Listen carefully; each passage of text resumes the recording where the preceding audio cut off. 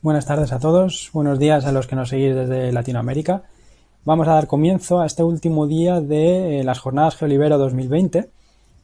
Quedan 3 ponencias, una de ellas era ayer, pero por problemas técnicos ha sido reemplazada hoy. Comenzamos con la primera ponencia de hoy, que se titula Modelación de la distribución de las ballenas azules en el mar interior de Chiloé, en Patagonia Norte. El ponente es Neftalí Sillero, del Centro de Investigaciones Ciencias Geoespaciales, la Facultad de Ciencias de Universidad de Oporto. Pues cuando quieras. Muchas gracias. Adelante. Voy a entonces compartir el...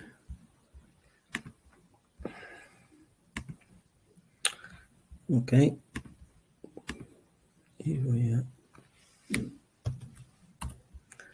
¿Se ve, no? Sí, la pantalla completa. Bueno. Perfecto. Pues muchas gracias. Pues como ha dicho Mario, voy a presentar este trabajo, que es una colaboración entre la Universidad de Oporto y varias instituciones de Chile sobre la modelación de la distribución de las ballenas azules en el mar interior de Chiloé, en la Patagonia Norte.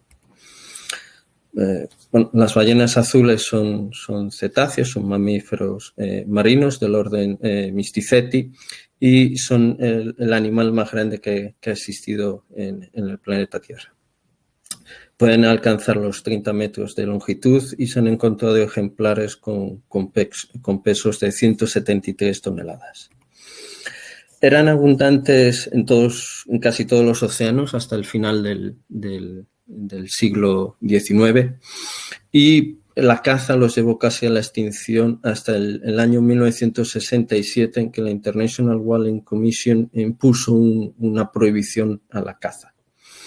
Actualmente se estima una población global de en torno a los 10.000, 25.000 individuos, que corresponde más o menos a de un 3 a un 11% de la población estimada en el 2011. O sea, que la caza ha conseguido reducir mucho la población de ballenas azules y todavía no se han recuperado.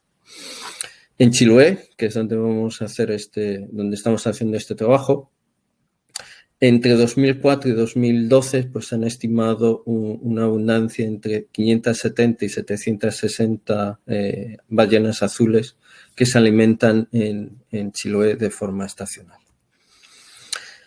Los objetivos de este trabajo son, por lo tanto, modelar la distribución de las ballenas azules a lo largo del tiempo, ya lo veremos, entre 2014 y 2018, e identificar los factores ambientales más importantes que explican esta distribución. Y lo vamos a hacer en el mar de Chiloé. El mar de Chiloé es un mar interior en Chile, como podéis ver ahí en el mapa, que es un mar interior porque tiene la isla de Chiloé que cierra este mar al Océano Pacífico. La Fundación MERI ha estado haciendo entre el 2014 y 2019 una serie de censos en el mar interior de Chiloé buscando ballenas azules, y nosotros vamos a modelar entre 2014 y 2018 porque todavía no tenemos los datos ambientales necesarios para la zona donde mayoritariamente están los puntos del 2019. Como en casi todos los trabajos de modelación de animales marinos, vamos a usar datos ambientales extraídos a partir de imágenes de satélite. Por lo tanto, vamos a usar teledetección, que es obviamente la mejor herramienta de observación de la Tierra para monitorizar la biodiversidad. Y, como he dicho, es la primera fuente de datos ambientales en estudios oceánicos. La teledetección da una serie de ventajas que ninguna otra fuente de datos tiene, como tenemos varias resoluciones espaciales, de datos desde 10 metros hasta 1 kilómetro, resoluciones temporales desde imágenes diarias hasta imágenes cada 16 días, como en el satélite Landsat, y diferentes resoluciones espectrales, con lo cual, en función del sensor del satélite que se utiliza, con lo cual nos va a permitir detectar unos elementos en la superficie y otros. Podemos tener imágenes en cualquier parte del mundo o del mundo entero y la teledetección es una herramienta rápida, eficiente, continua, consistente y sobre todo repetible, que es lo que nos permite hacer estudios a nivel temporal. Y todos los datos que vamos a usar en este trabajo vienen del sensor MODIS, que es un sensor a bordo de los satélites Terra y Aqua. Escogimos 5 variables, que es la concentración de clorofila, la radiación fotosintéticamente activa, la fluorescencia normalizada y la temperatura de la superficie del mar y la irradiación en la banda de los 490 nanómetros. Y lo que vamos a hacer, o lo que hemos hecho, es calcular la media para cada una de las variables en cada año, entre el 2014 y el 2018. Como en todos los trabajos de modelación, lo primero que se hace es medir la correlación entre variables y se excluyen normalmente las variables que presenten una correlación más alta. En nuestro caso, aquellas que tengan una correlación superior a 0,7. O sea, todo lo que esté por debajo de la línea roja, todo lo que esté por debajo de esa línea roja.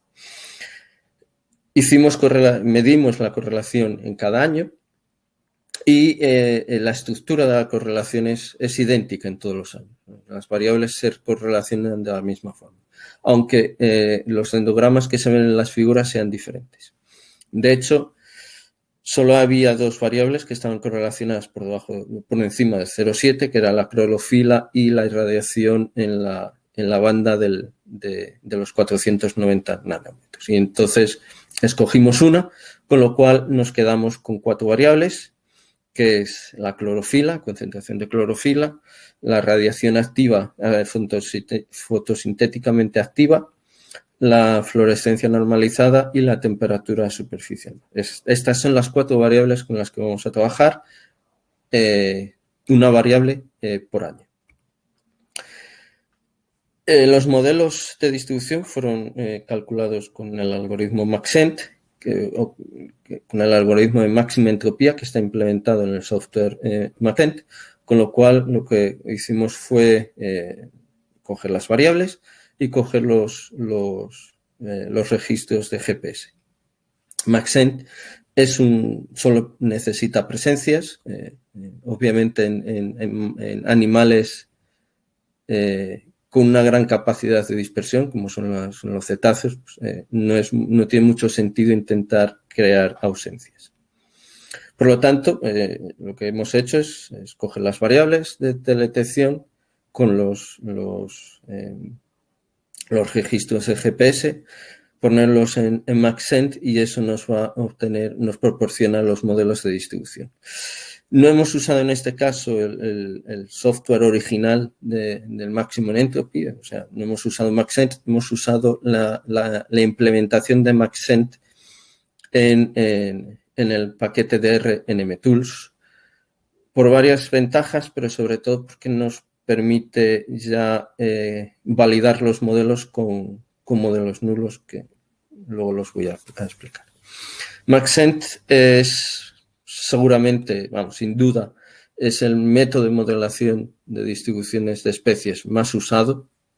Fue presentado en el año 2006 y ahora en el 2017 pasó a ser de código abierto, que diga. Y solo necesita presencias. Es un algoritmo que usa presencias y background. Y en este caso, el background es todo el área de estudio, incluso aquellas zonas donde hay presencias. Hay mucha gente que opina que Maxent es de presencias y de ausencias creadas artificialmente, pero no. Es un método de presencias y background. Es muy fácil de usar. Este es el software original. Solo necesitas poner las presencias y las variables que se quieren incorporar en el modelo. NMTools, la primera versión de NMTools fue publicada en el 2010 y es una serie de herramientas para comparación estadística de modelos de nicho ecológico o modelos de distribución. Ahora ya se ha implementado en R Y entonces ya no solo trae herramientas que permiten comparar estadísticamente los modelos, sino que calcula también los modelos. Y por lo tanto, y es muy fácil, el script es bastante simple de implementar, hemos usado R para calcular los modelos y además, como dije al inicio, NMTools nos permite calcular al mismo tiempo los modelos nulos. Y los modelos nulos vienen de esta publicación del año 2007 de Rice y Terestich, en el que proponían una nueva forma de validación de los modelos. Los modelos iban a ser comparados con una serie de modelos donde en vez de usar las presencias de las especies se usan un número de presencias creadas de forma aleatoria, pero manteniendo el mismo tamaño de muestra. Con lo cual, esto se repite muchas veces, tipo 100 veces, y lo que vas a obtener es una distribución de parámetros de validación que lo puedes comparar con las métricas de validación del modelo empírico.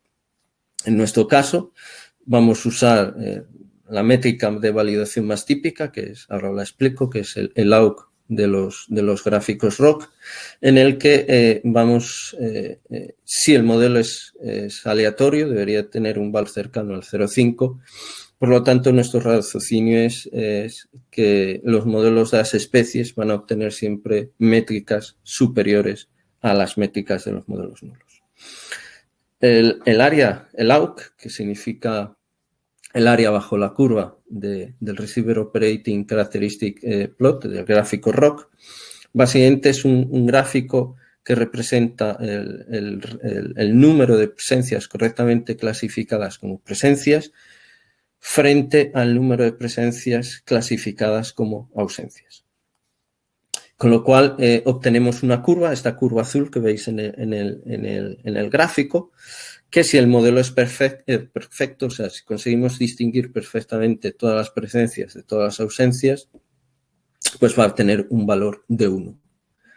Si el modelo es aleatorio, es completamente aleatorio, pues estaremos en la línea roja, en la que dice Random Classifier, que el valor del área bajo la curva, que es el área que está bajo esa curva roja o la curva azul, pues en este caso de los modelos aleatorios va a tener un valor de 0,5.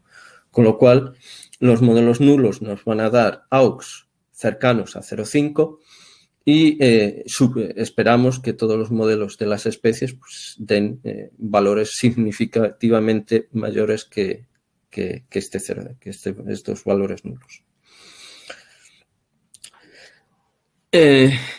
Efectivamente, obtuvimos valores de AUC bastante altos en todos los modelos para los 5 años, a excepción del 2018, que tiene un valor de 0,67 para el AUC, pero, por ejemplo, en el 2014 y en el 2016 obtenemos valores superiores a 0,9, ¿no? Muy cercanos a 1, con lo cual el modelo es muy bueno. Esta fluctuación de los AUCs se debe al tamaño de muestra, como se puede ver, por ejemplo, para el 2015 solo tenemos 5 muestras, cual es bastante bajo. Para el 2016 tenemos muchas, 81. Para el 2017 y 18 solo tenemos 12 y 13, ¿no? En función de cómo que estas pocas presencias se distribuyen, pues esto va a afectar fuertemente a los modelos. En el caso del 2017 y 2018, sobre todo en el 2018, estas presencias, 12 presencias, están más distribuidas a lo largo del área, con lo cual implica que es más difícil calcular un buen modelo y no podemos, obviamente no se puede confiar mucho en los resultados en este caso. Todos los modelos nulos dieron valores de AUCs inferiores al valor empírico, como se puede ver. Este es un ejemplo para el año 2018, ¿no? La línea de trazos negra es el valor empírico del modelo, del modelo de especie, y luego el histograma rojo es la distribución de valores nulos de AUC. Como se ve, siempre están por debajo, con lo cual, aunque el AUC, por ejemplo, para el 2018 no sea muy alto, es siempre mejor que un modelo aleatorio. O sea, podemos, de hecho, confiar en el modelo. Y estos son los modelos. Como veis, como se ve, hay una fluctuación, una variabilidad en cómo, en el área predecida. Maxent, como es un método que solo usa presencias, y background, lo que significa el modelo es la idoneidad del hábitat. No está prediciendo la probabilidad de encontrar la especie allí, solo mide la calidad del hábitat. Y, como se ve, la calidad del hábitat fluctúa a lo largo del tiempo, ¿no? En el 2015, por ejemplo, tenemos zonas muy restringidas. La calidad del hábitat va de 0 a 1. 0 aparece en colores grises, podríamos decir. 1 aparece en colores verdes, ¿no? Cuanto más verde sea la figura, mejor va a ser la calidad del hábitat. Con lo cual, como decía, en el 2015 se ve que hay zonas más restringidas, pero, por ejemplo, en 2018 o en el 2014 hay la calidad del hábitat es más homogénea, está mejor distribuida por todo el área de estudio. Estas son las contribuciones de cada variable para explicar los modelos y obtuvimos contribuciones similares en todos los modelos a lo largo del tiempo. Clorofila es la variable que explica más el modelo y además explica casi toda la variabilidad que podemos encontrar en los modelos.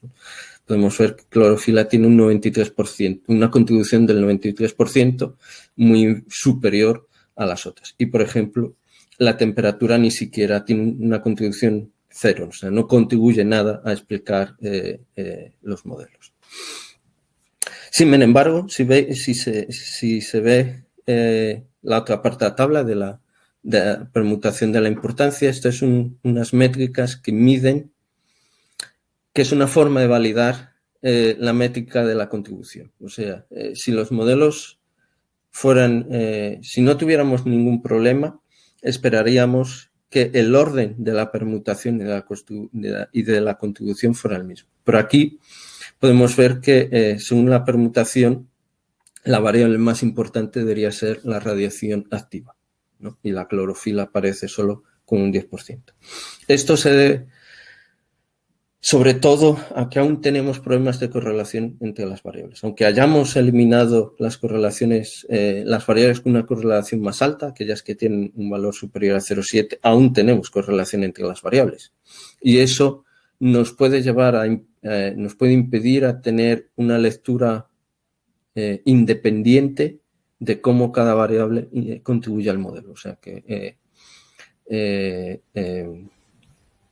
cuando decimos que la clorofila tiene una contribución del 93%, no nos estamos refiriendo exclusivamente a la clorofila, ¿no? Hay contaminación de otras variables y eso hace que la permutación cambie. Esto no es un error, lo único que nos va a dificultar interpretar las curvas de respuesta que podéis ver en los gráficos.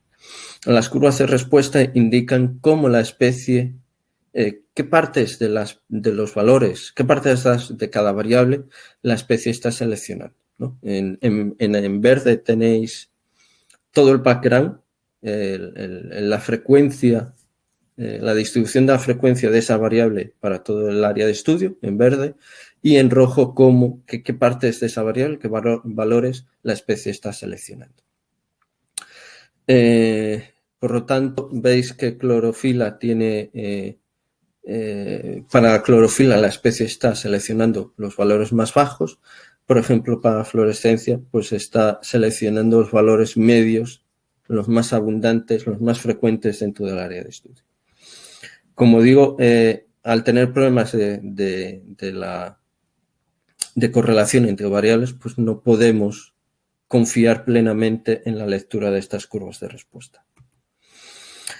Para concluir, podemos decir que efectivamente las ballenas azules usan áreas diferentes a lo largo del tiempo que la clorofila es la variable más importante y no solo eso, es también la que explica casi toda la variabilidad en el modelo y la temperatura de la superficie del mar, que en otras especies es una de las variables más importantes, pues no tiene influencia en esta especie. Esto puede deberse a que es posible que la temperatura en esta área, que es un área pequeñita, no tenga suficiente variabilidad, con lo cual pues no contribuye a explicar la distribución de la especie. Y como vimos, aún tenemos problemas de correlación entre las variables. Esto es difícil de resolver, se puede resolver a través de, en vez de usar las variables, transformarlas a componentes principales con una PCA y usar esas componentes como variables del modelo. El problema es que luego dificulta el saber qué variables están contribuyendo a los modelos, porque obviamente la primera componente de la PCA va a ser la variable que más contribuya y más explique el modelo. Y como en algunos casos tenemos una muestra muy pequeña, en el 2014 solo teníamos 5 datos, pues efectivamente los modelos de Maxent sufren también a partir de ahí. Y es todo. Muchísimas gracias. Muchas gracias por tu presentación. Si alguien quiere hacer alguna pregunta, está el chat disponible. Sí que hay alguna ya. Una de ellas es la correlación entre los histogramas mostrados. ¿Es un análisis de colinealidad entre variables? Sí. Lo que se hace es calcular la correlación de Pearson entre pares de variables y se hace la correlación de Pearson para todos los pares, todas las combinaciones posibles entre pares de variables. Y luego se construye el dendrograma, básicamente porque es una herramienta más fácil de ver, más fácil de entender y entonces de seleccionar qué variables tienes que...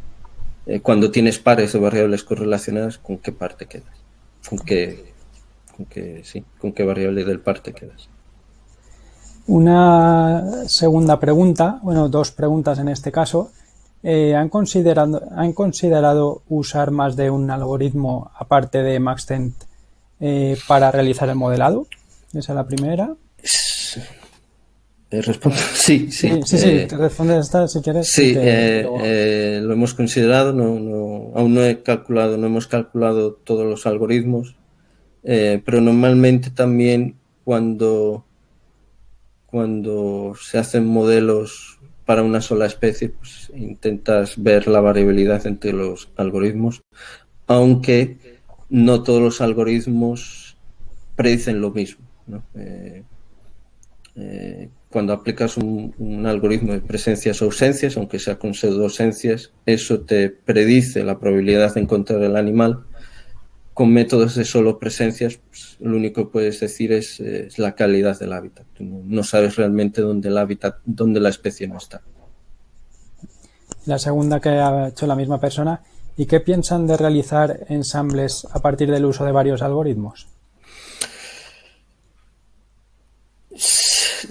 Se puede hacer o se debe hacer, pero yo intento nunca mezclar familias de algoritmos. O sea, no mezclo algoritmos de presencias o ausencias con algoritmos de solo presencias, porque básicamente cada algoritmo predice, como he explicado antes, predice algo diferente. Y entonces no conviene hacer ensampling forecasting porque básicamente estás mezclando churras con merinas. Muy bien, pues a ver si hay alguna pregunta más. Si no, también comentar que como el vídeo va a estar disponible después, se podrá consultar, podéis o realizar la consulta directamente a Neftalí, o si queréis a través de la cuenta de las jornadas, nosotros podemos remitirle la información, la cuestión, en caso de que no tengáis el contacto. Pues a otra pregunta, ¿cómo se hace para modelar la distribución de poco avistamiento? Es poco probable que se vean muchas ballenas, son grupos familiares, no como otras especies. Esto es difícil de responder. Es muy difícil introducir la probabilidad de detección de los individuos en los modelos.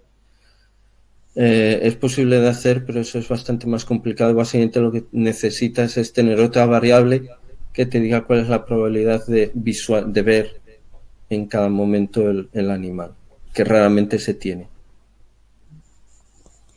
Muy bien, pues parece que no hay más preguntas. Como he dicho antes, eso podéis preguntar a posteriori, cualquier duda que tengáis, o bien a través directamente a Neftalí, o bien en la cuenta de las jornadas podemos remitir la información.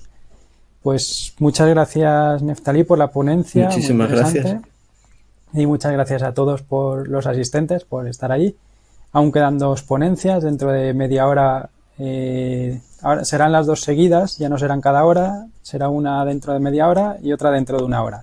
En una hora serán las 2 ponencias. Pues nada, nos vemos en la siguiente ponencia. Gracias a todos. Muchísimas gracias. Gracias, chao. Chao.